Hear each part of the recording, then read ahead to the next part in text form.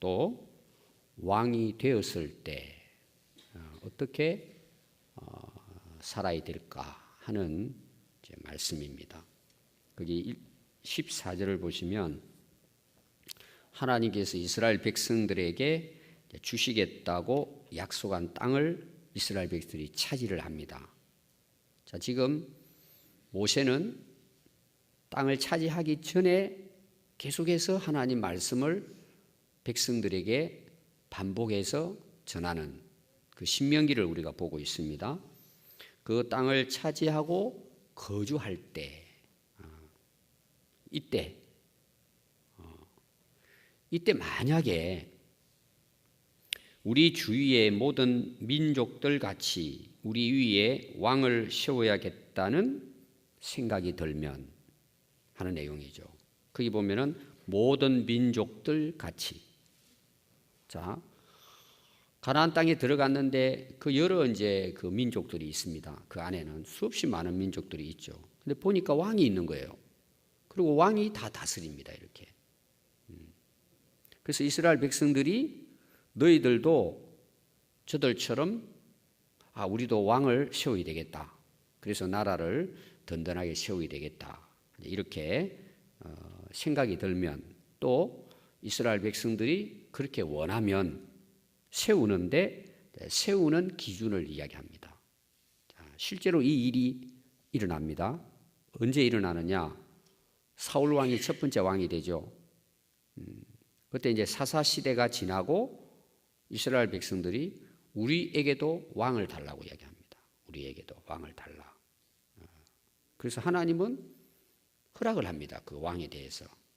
하나님의 뜻은 아니지만 그들이 요구를 합니다. 실제로. 그래서 왕을 세우도록 해서 첫 번째가 사울 왕이 되죠.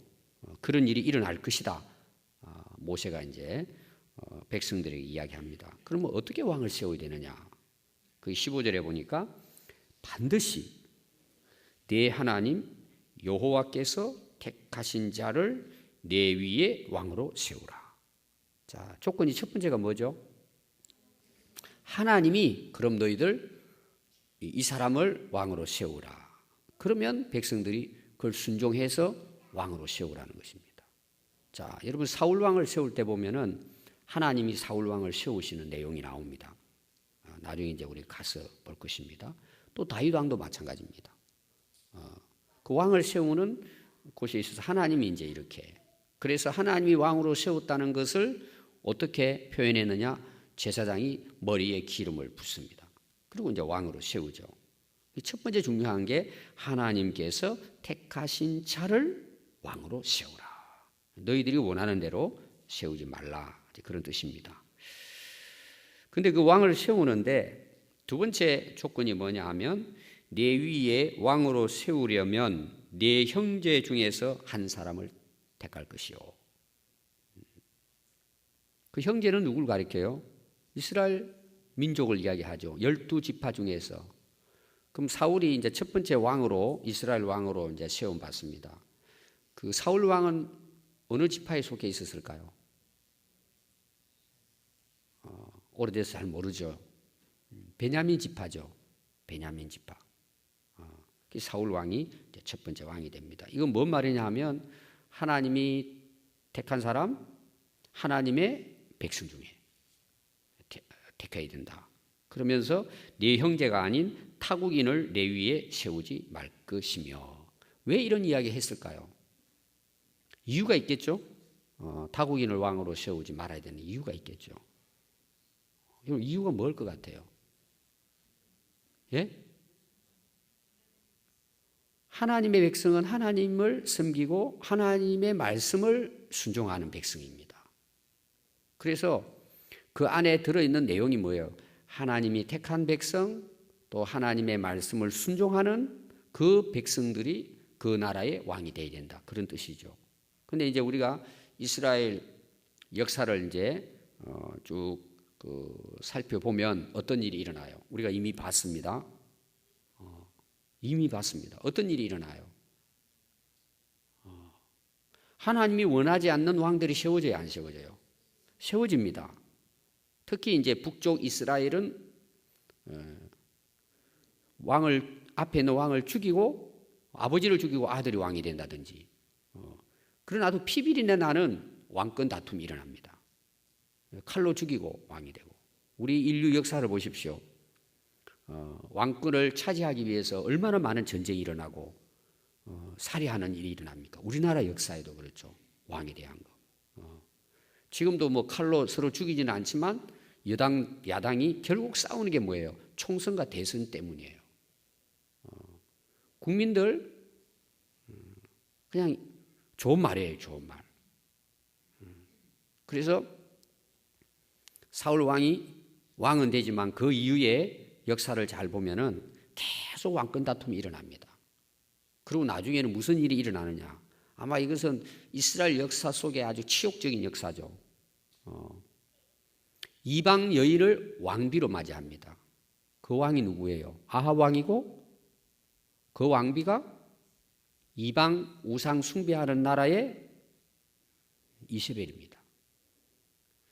피비린내 나는 역사가 일어나죠. 거기 엘리야 선지자가 등장하잖아요. 그 우상을 숭배하는 나라로 완전히 뒤바뀌어 버리는 거예요. 또 나중에 솔로몬 왕도 그런 일이 일어나죠. 그러니까 너희의 형제 중에서 반드시 왕을 세워야 된다. 이게 이제 중요한 조건으로 들어갔습니다. 그 다음에 이제 왕이 되었을 때 그 왕이 가져야 할 조건이 있습니다. 자, 16절에 보니까 병마를 많이 두지 말아라. 병마. 그러니까 전쟁에 나가 싸울 왕을 그 말을 많이 두지 말라는 거예요. 그때 당시 말 중에 말은 애굽에서 나왔습니다.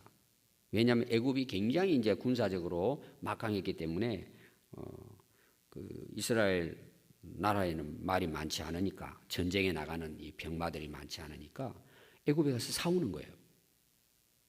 그 당시 이제 그 전쟁을 치르는 데 있어서 병마 얼마나 튼튼한 말이 많으냐.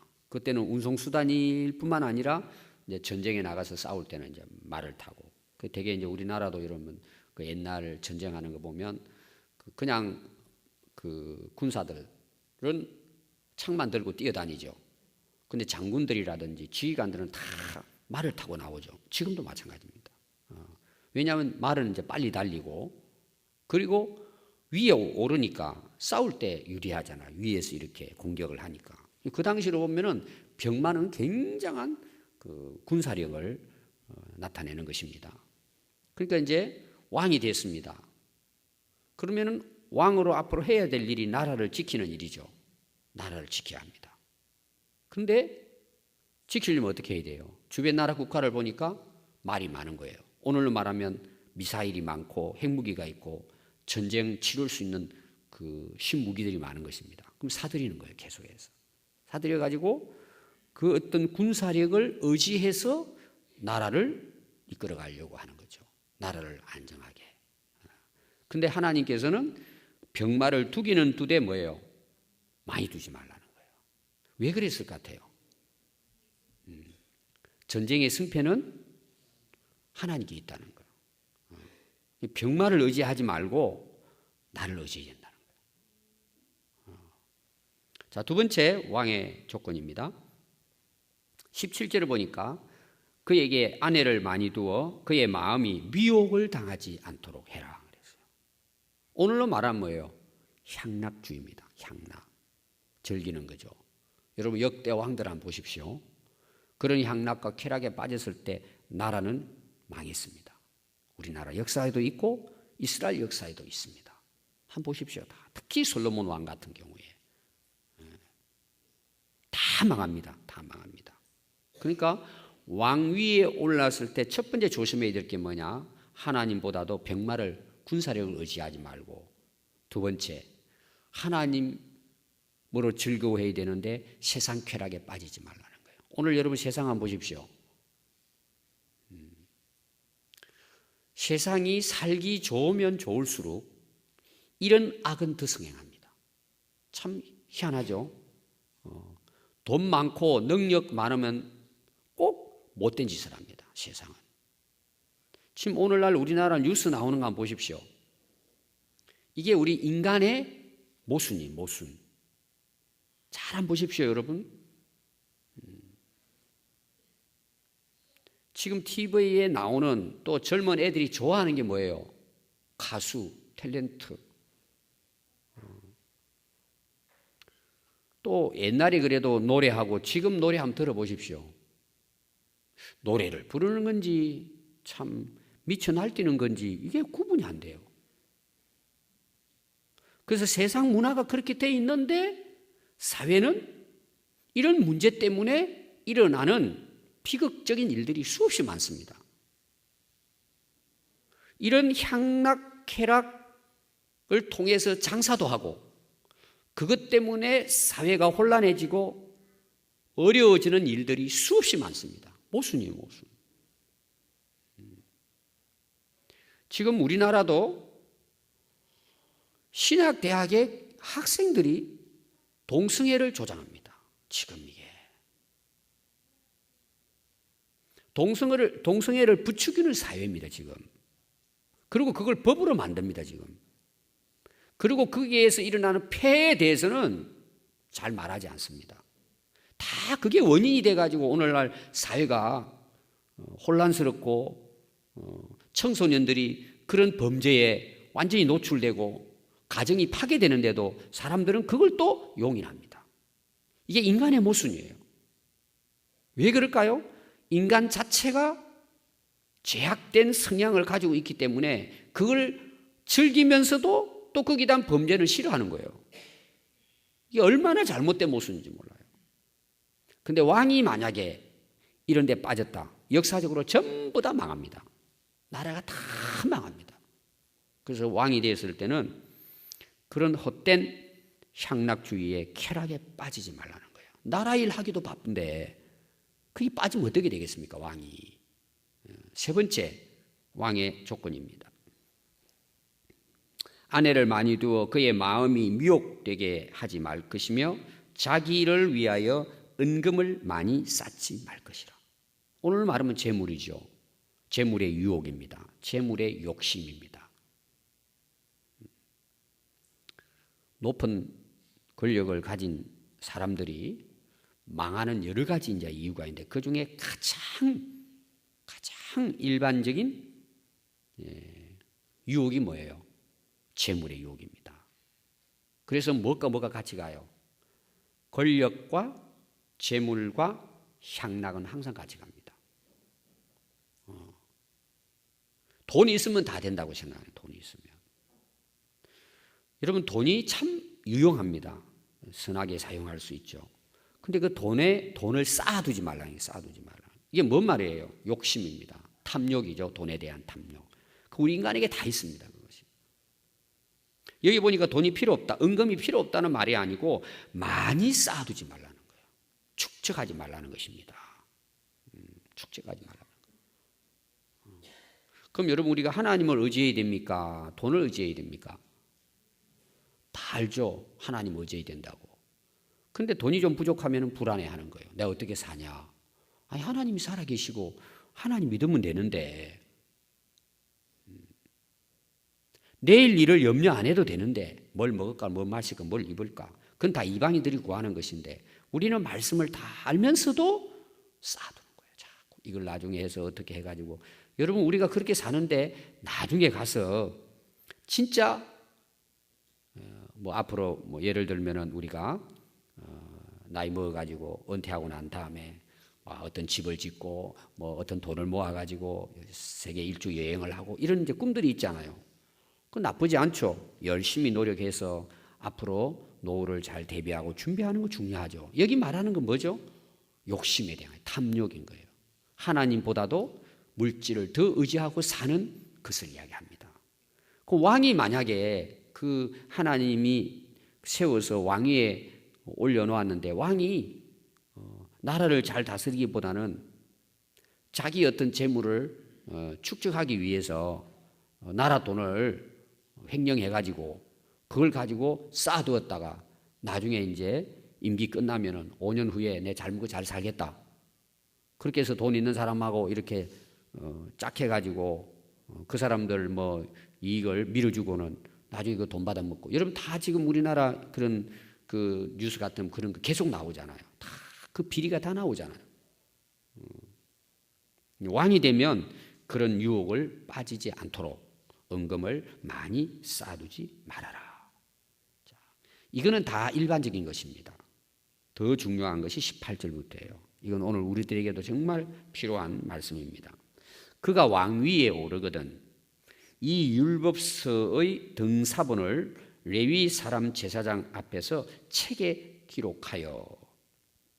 자, 왕위에 올랐을 때 하나님의 말씀인 율법서는 그 당시 모세 오경을 가리킵니다. 아마 지금 우리가 가지고 있는 뭐 이런 성경처럼 된 건 아닐 거예요. 그 파피루스라든지 그 다음에 양 가죽에다가 이제 이렇게 다 기록을 했죠. 그리고 이제 제사장이 성전에 그걸 두고 이제 그 가리키고 한 그 율법서를 왕위에 오르면은 그 등사본, 오늘 말하면 사본을 만들어 가지고 거기 19절에 평생의 왕이 자기 옆에 율법서를 두고 읽으라는 거예요. 왕이 해야 될 일 중에 정말 중요한 것이 이겁니다. 하나님 율법서를 다시 다 뺏겨가지고 사본을 만들어가지고 평생을 옆에다 두고 항상 그 말씀을 읽으라는 것입니다. 그 왜 읽어야 되죠? 그 다음 내용입니다. 그의 하나님 여호와 경외하기를 배우라는 거예요. 한 번에 끝나는 게 아니라 계속 배우라는 것입니다. 그리고 이 율법의 모든 말과 이 규례를 지켜 행할 것이라. 저는 가장 중요한 게 29절 말씀, 19절. 항상 말씀을 옆에 두고 항상 읽으라는 것입니다. 항상. 이제 오늘 우리가 그 같이 기도하려고 그러는데 김수엽 집사님, 자 나중에 이제 이야기하겠습니다. 그 신방을 제가 갔거든요. 근데 신방을 이제 그 병원문을 열고 딱 들어가잖아요. 근데 이게 김수엽 집사님 바로 그 건너편에 어느 분이 성경을 펴놓고 필사하고 있더라고요. 성경을 뺏기고 있는 거예요, 쭉. 근데 제가 딱 보면서 그분의 얼굴이 마주쳤어요. 근데 들어가면서 옆눈으로 본 거죠. 근데 제가 좀 많이 본 사람 같다는 생각이 드는데 뭐 잘 모르고 그냥 이제 기도해주고 나오려고 제가 이제 그분이 이제 성경을 계속 쓰고 있길래 제가 이제 딱 쳐다봤더니 이름을 제가 봤어요. 그러니까 이제 오래된 이름이지만 약간 기억이 나고 얼굴이 그러면서 그분이 인사를 하는 거예요, 저에게. 목사님 들어오실 때 다 알아봤다고. 누구냐 하면 중앙성결교회 근사님이세요. 그때 당시는 이제 젊은 분이었죠. 제가 떠나온 지가 뭐 25년이 지났으니까. 딱 보니까 그분이에요. 오래전. 나 이제 60이 좀 넘으셨는데 뭐 저하고 비슷하죠, 또래가. 그때 제가 30대 초반이었으니까 한참 젊었을 텐데 그 얼굴 보니까 기억이 나더라고요. 그게 봤더니 로마서를 지금 쓰고 있더라고. 아이 근사님 성경 많이 쓰시는 게 거의 많이 썼대요. 이제 창세기부터 해가지고 로마서를 거기 이제 막 아픈데 아예 상 펴놓고 계속 쓰고 있는 거예요. 그 봤더니 글씨를 잘 쓰셨어요. 이렇게 쭉 그냥 진짜 한 字안 틀리고 깔끔하게 쓰고 계시더라고. 아 지금 보니까 너무 보기가 좋잖아요. 하나님 말씀을 뺏기는 거예요. 쭉 뺏기면서 예. 그 아름답잖아요.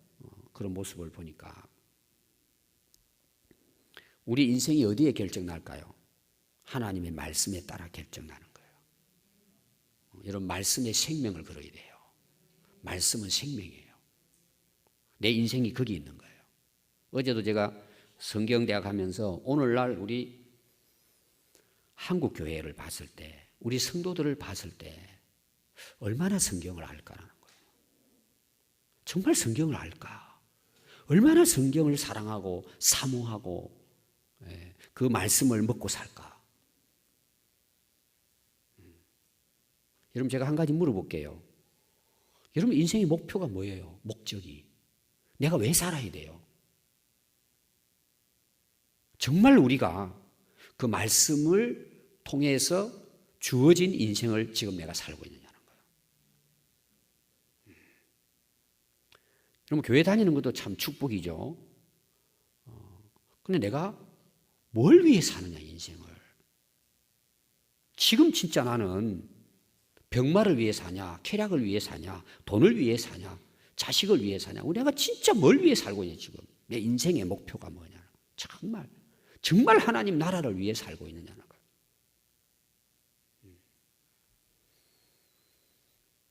우리가 많은 기도를 드립니다. 근데 하나님 진짜 요구하시는 게 이거라는 거죠. 너 옆에다가 율법서를 두고 항상 읽고 배우라는 거예요. 왜 그렇게 하라는 것입니까? 왜 이 말씀을 지키고 살아야 된다는 겁니까? 그게 하나님 백성의 삶이기 때문에. 그럼 여러분, 우리 인생을 다 살고 난 다음에 삐나가 버렸어요. 말씀하고 상관없이 살았어요. 얼마나 그 인생이 허무하겠습니까? 그날이 온단 말이에요. 자, 그럼 하나님 왜 그렇게 하라 그랬을까? 그 힘들게 하려고 매일 성경 읽으라고 했을까? 20절이 이제 결론입니다. 그리하면 왕이 위에 올라 그리하면 그 마음이 교만하지 않는다는 거예요. 그럼 여기 교만은 뭘 이야기하느냐? 하나님보다도 자기가 위에 있다고 생각한다 이 말이에요. 왕이 되면 그런 유혹에 빠지는 거예요. 군사력이 넉넉하죠. 항상 그냥 세상 쾌락에 즐기고 살죠. 행복하다고 보는 거죠. 그리고 돈 많이 쌓아놓고 부족함이 없다고 생각하면 문제가 뭔지 아세요? 말씀 딱 떠나죠. 그러면은 그 마음은 교만해집니다. 그 교만은 하나님 위에 자기가 있는 거예요. 어제 우리 다윗 왕이 훌륭한 거에 대해서 우리가 이제 성경대학에서 배웠는데, 진짜 다윗이 훌륭하면요, 다윗은 하나님을 사랑했습니다. 왕 위보다도 하나님을 더 사랑한 왕이 사실 다윗입니다. 그리고 여러분 시편 보십시오. 항상 하나님 말씀을 묵상합니다.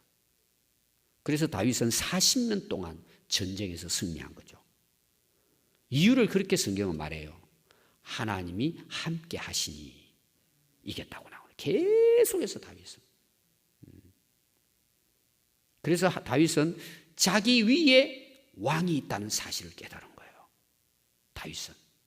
그래서 다윗의 하나님 사랑하는 것이 어떻게 표현돼요? 하나님, 저는 왕 위보다도 왕의 권력보다도 하나님의 성전에 문지기로 사는 게 제 소원임이라는 거예요. 그건 하나님을 사랑한 표현이에요. 여러분들은 기도하는데 하나님 오늘 한번 기도해 보십시오. 하나님, 저는 뭐 국회의원이 되는 것보다도 뭐가 되는 것보다 하나님의 성전에 주차장 안내위원으로 예배 드릴 때 문 열어두고 닫아두고 난 평생 그렇게 살고 싶습니다. 여러분 진짜 그런 마음 자세를 가지고 겸손하게 하나님 섬겨보십시오. 그러니까 하나님의 율법의 말씀을 항상 읽고 묵상하고 그 말씀대로 살아가는 사람은 하나님 앞에 겸손합니다. 그건 아주 정확합니다.